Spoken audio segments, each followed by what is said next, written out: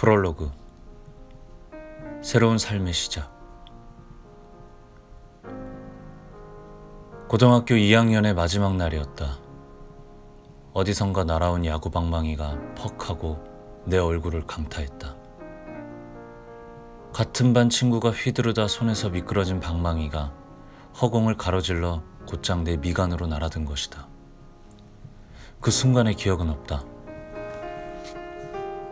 얼굴이 박살나고 코가 부서졌다. 두개골 안에 뇌조직이 흔들리고 순식간에 부풀어 올랐다.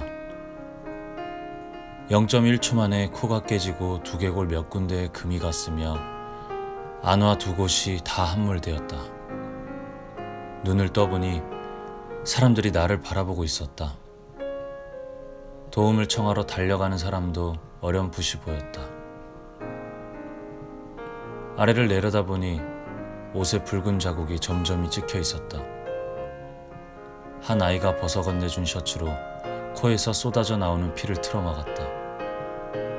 얼떨떨하고 어리둥절했다.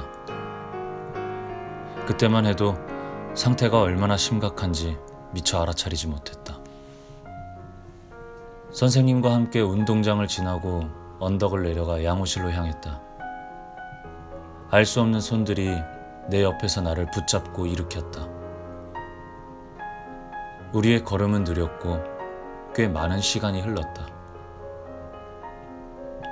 이런 상황에서 1분 1초가 얼마나 중요한지 그때는 아무도 몰랐다. 양호실에 도착하자 양호 선생님이 몇 가지 질문을 했다. 올해가 몇 년이지? 1998년이야. 실은 2002년이었다. 지금 대통령이 누구지? 빌 클린턴이요. 대통령은 조지 워싱턴 부시였다. 어머니 성함이 뭐지?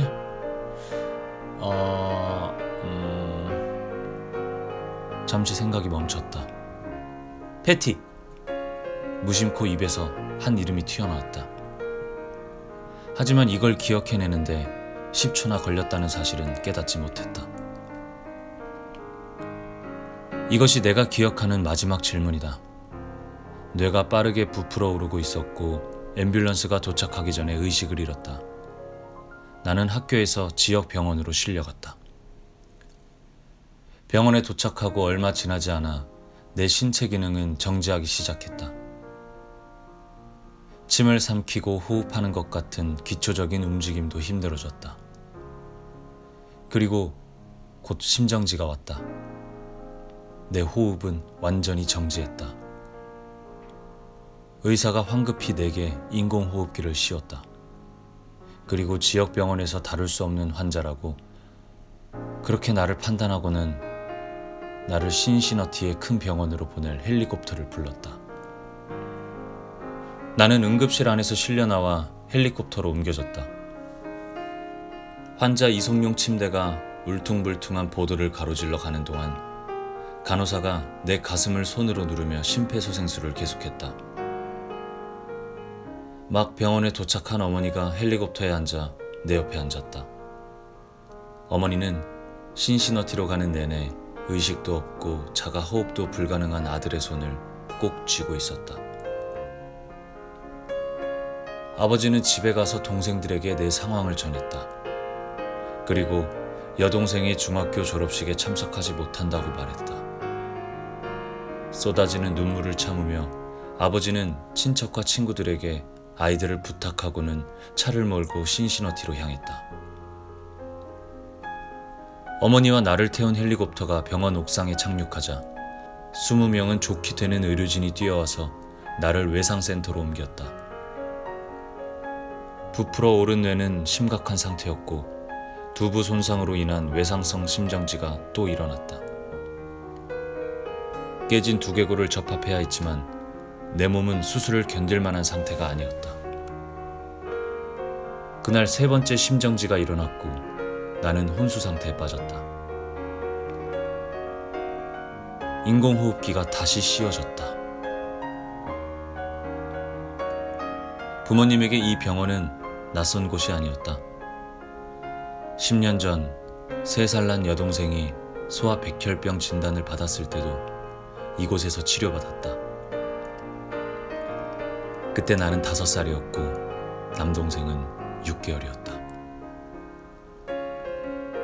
여동생은 2년 6개월 동안 화학요법과 요추천자, 골수생검 시술을 받고 겨우 완치되어 건강한 모습으로 병원에서 걸어 나왔다. 그 후로 10년째 여동생은 건강하게 지내고 있다.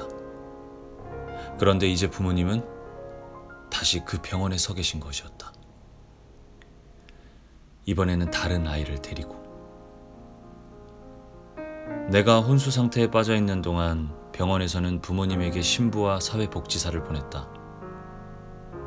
여동생이 소아 백혈병 진단을 받은 10년 전 그날 밤에 왔던 신부님이었다. 날은 빠르게 저물었다.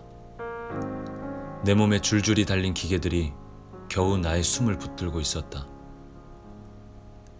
부모님은 병상 침대에서 계속 뒤척이며 잠을 청했지만 깜빡 잠이 들었다가도 곧 화들짝 놀라 깨어나곤 했다. 나중에 어머니는 그때 일을 떠올리며 이렇게 말했다. 내 생애 최악의 밤이었어. 다행히도 다음날 아침에 호흡이 돌아왔다. 의사들은 내가 곧 혼수 상태에서 깨어날 거라며 부모님을 안심시켰다.